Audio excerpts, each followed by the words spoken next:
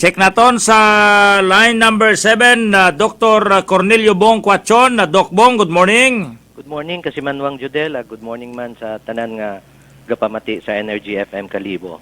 Doc, mangutanagan kami, ag mangayo kami update kon kamusta gon makaron, noro status ko aton nga mga pending pa, nga mga swab specimen nga ging padaga, no? Igto sa Western Visayas Medical Center kasi, kulas naton nga pag-uistorya may aton pa nga pending nga 19. Agraya bagay habawas-bawasan yun or road 19 nga rahay nagawa gid tanan 100% ro ana karang laboratory result agraya hay negative, Dr. Bong. Yes, ro 19 nga ron nga pending is nakagawa ta tanan ag negative tanan ro resulta karon. But last Saturday, may ginpadalaman kita nga 20 ka swab specimen. So, bali duyon ro aton nga pending ginawat nga result. Okay. Bali may bag-o matakitang 20, no? Siin maghalin to 20 nga ra, Doc? Ro 20 nga ra, daya ro sambilog karon is ro aton repeat test sa kaso naton sa Altabas. Daywang ka health worker, ag may 17 kitang may unknown exposure. To health worker ag pila nga ni? 17 ka may unknown exposure. 17 ka mga unknown Yes, exposure, no? Oo. Okay. Bali ro pag hinambang naton nga unknown exposure hay raya kaparte ra ko ginatawag naton nga mass testing, ano ra? Hindi. Daya ro mga naghalin sa Iloilo nga una sa aton nga Aklan Training Center. Mga ano ra sanda So, OF ibahan tara ro mga estudyante. atag mga estudyante nga to. Yes, Oo. oo. Ay siyempre normal abi no nga ginabuan gali maton matuod naton ag ginapadaga rito, no? Oo. Atag na to mga anom nga ulihi nga mga repatriated negative tanan to, no? Taga nag-abot nga anom hay negative mata because ro policy makaron it national ay bago sanda pauliw niya sa probinsya is gina-RT-PCR RT-CPR taraw ginagamit kanda nga test, no? Oo. Para isang test lang wagon ita pag-repeat pag-abot iya sa aton nga probinsya Aklan. Yes, oo. Bali ro nag-abot nga ron nga anom is negative mata ro anda nga RT-PCR nga Okay. test. Mangutana ako do kung may another batches pagit kita it mga repatriated nga maabot, may schedule kita. Actually, may initial information kita na bato na lin sa Provincial DILG nga may schedule nga maabot. Ro estimated time of departure nanda is makarong May 18. May launa 18. is hapon. Okay. Pero roan nga ruta karais Manila, Bacolod, Iloilo, Cagayan de Oro. Manila, Bacolod, no? Oo. Okay. Tapos ro isa Cagayan, is May 19. Iloilo. Oo. Pila ro makaron niya May 18 lumaabot? Wa pa taro official nandang listahan.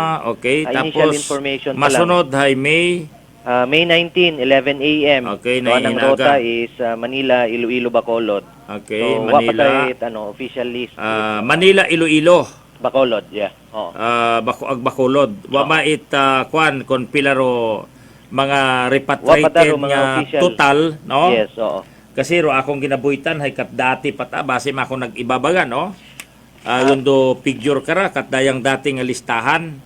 Ay baliraya ay halin tara sa Regional Director at DILG si Director Ariel Iglesia. So dated May 17 tara naging address sa tanan nga provincial and city directors at DILG. So bali daya ro pinaka-latest. Pinaka-latest pwedeng hindi uta pagbasihan tag dati anay nga to nga Yes. ging approve nga ging pagguwa nga less schedule it mga batches it may madungka, no, nga mga repatriated OFW. So gina-expect naton nga sarayang pag-abot sa May makaron 18 and 19 hay may mga aklanon pagit kita kara nga pagasaypon.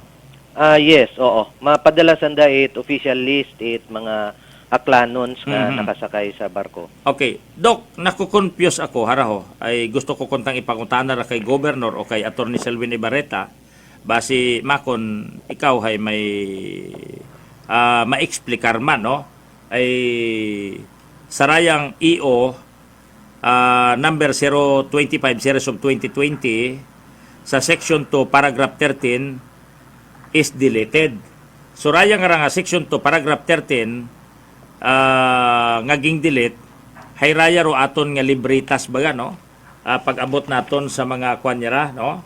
Rayang mga repatriated the same time ro mga non OFW no nga mag-agabot no kasi ro nakabutang riya sa previous EO bago sumnod ro rayang EO number 25 rayang EO number 23 series of 2020 ro nakabutang iya repatriated OFW and returning non-OFW who have been issued a DOH or LGU certificate of completion of 14 days facility-based quarantine or those who may be required to undergo a mandatory 14 days home quarantine shall be granted no unhampered transit across zone en route to their final destination in the Philippines. For this purpose, LGU are enjoined to allow maritime, vessel, or aircraft transporting the aforementioned OFW and an OFW to dock or land at their port of destination. No? So, sa EO number 023, series of 2020, Raya Abero nakabutang. No? Pero paggawa panibagong EO, kurayang sang adlaw, kata pagpatawag teleconference ni Governor, nakabuo manyagi kamit kopya ta EO doc, nga ro section 2, paragraph 13 is deleted. So ano robot hambagon kara, uwagon do rayang protocol naton? Actually, di say matagyapon ro protocol naton kung may gaabot nga OFW and non-OFW, ay gina-require matagyapon it facility quarantine. Okay. So hindi ron niya halimbawa may andagot ang kasi di kara may certificate or completion of 14 days quarantine no roin nga ni nga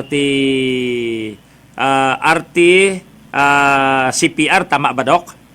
PCR. RT-PCR no PCR no hay doyon yun do pinakakuan basihan no sa pagbato naton pero gina 14 days quarantine man gihapon naton uwag ang naton sa naginabuhi sample for testing. Yes, once mag-abot sanda iya may confirmatory results sanda nga negative for RT-PCR is mandatory gihapon ro 14 days nga quarantine. It is designated facility quarantine in province. Pero confusing kasi haman makon it ging delete ro section 2 paragraph 13. Any idea doc?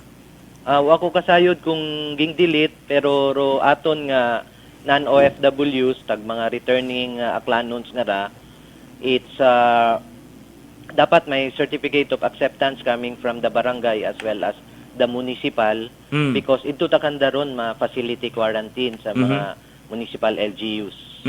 Okay. Okay, sige por dahil gusto ko malang abing ipangutana no ipa-interpret kunta ay makon daya abiro ginabasihan naton aghambay mo nga ni ay continue mataro atong protocol proseso magawa siya mga kondo RT-PCR do test nga gingamit sa mga returning OFW nga ray hindi un kinahanglan naton i-test kundi 14 days home quarantine lang no the same time obserbahan duray mga returning OFW nga ra no and of course durayang mga returning non-OFW iya sa aton nga probinsya Taclan no. Dr. Cornelio Bongkwatson, ipasa ko lang siguro ang pangutana nga kay Governor o kundi kani kay Attorney Selwyn Abareta para ma-explain nanda no kasi kung makakita kat kopya imong basahon tagbagong iyo nga do section 2 paragraph 13 is deleted. So kung ging delete makon hay waon dayang bagasihan pero according kimo hay una gihapon ginasunod naton do kaparehas kara nga basis o kon protocol sa pagsagap ko mga repatriated OFW no or mga non-OFW nga Dr. Bongkwatson. Yes, tama ron because nga diyon gyapon ro ginasunod naton nga protocol even nga may negative sanda nga RT-PCR pag-abot iya is may mandatory gyapon nga 14 days quarantine unless nga paguhon ron it aton nga national IATF man nga pwede uta sanda magdiretso mag home quarantine is depende man ron sa provincial COVID task force. Kasi kung uwaon makondaya nga ra nga section agro raya nga paragraph 13 hay basi magiging argument baga raya nga ano pa man ro among sundan ay waun niya ni man naging delete no basi maging issue pa baga dok. Yes, tama ron. Pero protocol, the same man gapon pag-abot iya, whether you're an OFW or non-OFW, returning aklanon, ay 14 days quarantine kagid in a designated quarantine facility. Makon kung mag-meeting ka mo sa technical working or sa provincial task force ay basi pwede mong mareeko no nga raya ha pangutana nakon but hindi mo ra direktang masabat no. Only siguro si Attorney Ibarreta or si Governor Joben no ay nasa health ruin mo nga taabing tukaman, tama? Yes, oo. Okay. Now, ro province of Aklan, for dahil nga kanamiton tang balita ra no 19 nga nga pinding tanan ko ulihin naton ay tanan negative. May 20 nga nga bag-o ngaging padaga sa Milagro repeat daywa ka mga health worker ag 16 ka mga unknown exposure no. Agroanom nga to ka mga repatriated hay all negative raya lang gid ro aton nya ginahugat-hugat do 20 nga ra no. Ag hoping maging positive man sandara no ay wa man sandagit at kunanong exposure dai kundo mga estudyante nga to agro mga halin sa Iloilo nga nag-uuli ay wa man yani sa nakunurat ging panawan no sa akon nga nabuo nga informasyon nga ma-declare naton nga COVID prero Aklan. Sa makaron is waon gid man kita kaso nga COVID-19 nga suspect, probable or confirmed or admitted ina sa aton nga provincial hospital. So, COVID-free kita as of today. Okay, as of today. Okay, so robasihan da nga uwa kita it local, no? Yes, wa kita it local transmission because tanan nga confirmed cases naton or positive cases naton ay may imported. May travel sa Manila. Now, ro mga munisipalidad dok ay gina-require naton hay mat sa padagan-dagan biro iba no nga hara mga nangan hindi uta mapunggan ka ro rayang balik akgan program nga ray sa kabuabo nya ning nag-inquire diya kamo nag-I think no sa provincial government abo man agbasi abo undo gina pasilitar kara no ay basi kuwangon do aton nga Aklan Training Center kun umabo baga ro bulto no it mga magauli kasi daya nga ni gali ro pamaaging ro mga lokalidad hay mag-establish kon para inalatakanda idirekta ro mga balik akgan program nga Dr. Bong may idea council kung mga pilang percent yon sa 17 municipality ro naka-comply. Actually makaron ongoing pa ro pag-assessment it aton nga provincial health office regarding sa pag-establish it ligtas COVID center sa mga kabanwahanan. Pero may una gid man nga naka-establish pero very limited pa ta. So wa pa ta katakabaton it complete nga list kung pilaon ro total numbers it mga isolation facility or ligtas COVID centers ro na-establish sa kada banwa. Pero may una gid man pareha sa ibahay ay may undoubted pero ro iba is under negotiation pa because nga wa sanda it makita nga facility sa andang area. That's why province ro masagap. Hindi, bali mag-MOA sanda sa other municipalities nga may mga facility nga pwede nanda ibutangan sa andang mga returning Aklanons. So, okay, now ro Banwat Kalibo ay naga-apilar man nga kung pwede ay mabuunan daro rayang ati-atihan country in no. Habalikon kandara para ma-declare nanda nga raya ro andang municipal ligtas COVID-19 center iya sa Kalibo. Yes, oo. Sa kwanot aron doyon ro official nga ligtas COVID center it Banwat Kalibo ro andang ati-atihan county in. I see. Okay. So sige dok no raya malang man do akon kunta no nga maipangutana ag siyempre ro aton yung mga nag-aabot nga to nga mga RT-PCR machine hay ano ro plano? Makaron gina-comply pa ro mga ibang requirements like ro physical structure, gina-comply kita sa licensing requirements man it Department of Health, and then may mga kuan na biron, may mga permit to construct, and then may kuan dayon ron license to operate nga mga requirements nga sa Department of Health plus ginaadtunan pa man ron it RITM tan-awon ro area gina-inspect. So in the next coming weeks ay ginaumpisan yun man makaron ro pag-comply ko mga iba pang requirements. Okay. Sige dok, thank you gid. Magawa siya makon kung may imo pang ika-report no balita sa aton yung mga kaigmanghuran Of course, so imo karang apelasyon ay harangani amat-amat yon nga naga agto kita sa ginatawag nga nga normal pero una kita sa new normal agro iba halilipat yung takani no kung andang obligasyon kung ano dapat do andang obligasyon para makaiwas kita no sa raya nga COVID-19 na Dr. Rabong. Yes, medyo mabuhayan pagidman kita makabalik sa aton nga normal nga ginaobra naton, makaron under new normal kita.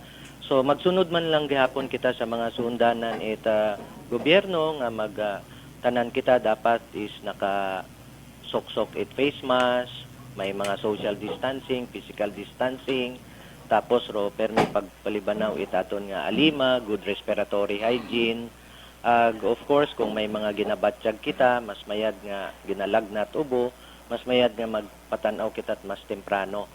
Of course, sambilog karon is salikawan naton kung may mga ginaubo, ginasipon. Kung kita'y ginaubo, ginasipon, mas mayad nga magtinir lata kita sa bahay. Magsuksok man gihapon kita it face mask, mag-practice it good respiratory hygiene or cough etiquette. Okay. Sige, Doc. Abugin niya siya matag. Ingat ka. Thank you very much and med-ed nga gahon sa tanan. Okay. Sige, nabatian naton si Dr. Cornelio Bong Quatson. Oro aton karang head ita Provincial Health Office. Sumayad nga balita, no? Mga kababayan nga rokaso iya sa Western Visayas ay hindi kita mapugngan. May adlaw nga uwa, may adlaw nga may una, no? Hay makaron ay dumugang. Mga kasimanwa. Pero manami ay estados baga ita mga recoveries or mga nakaka-recover no kon ibersos naton ang mga kasimanwa no mortalidad iya sa Western Visayas ay uwaon mataman ngani dugangi ginagaid kita no agrumayad nga balita ay kuulihi abi namong istorya ni Dr. Bong 19 parupinding ag may inog padaga pa no so gumwa resulta ita 19 hay tanan negative 100%. May bag-o man nga 20 nga ging buo aging padaya. Kaibahan kararo anang sample ita Coast Guard nga to no nga taga Altabas. Last lang I think nanara nga repeat kung mag-negative imo out problema ron.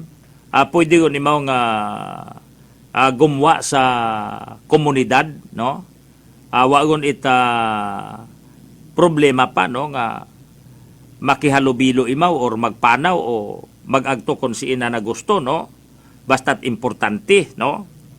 Iya man di ka na nakahalo, daywa ka mga health worker, agroray mga 17 nga mga unknown exposure. Wa ba nga masayri ro ang exposure kasi sandarahay kaparte ko aton nga ligtas COVID-19 balik probinsya program mga kasimanwa, no? Daya nga rang 17 mga gaban ka estudyante, no? Nga iya sa Aklan training, ro ibahay igtumata sa ibahay no or other municipality nga nagbaton kanda agamay andamat arito nga ligtas COVID-19 center facilities mga kababayan. As of this broadcast time suno kay Dr. Cornelio Bong Quatson makaron Mayo 18 ginadeklara na nga COVID free ro probinsya at Aklan mga kababayan. Ginauman-uman ko umpisa makaron Mayo 18 no tama ba no 18 hay ginadeklara ni Dr. Cornelio Bong Quatson no nga COVID free ro probinsya Aklan.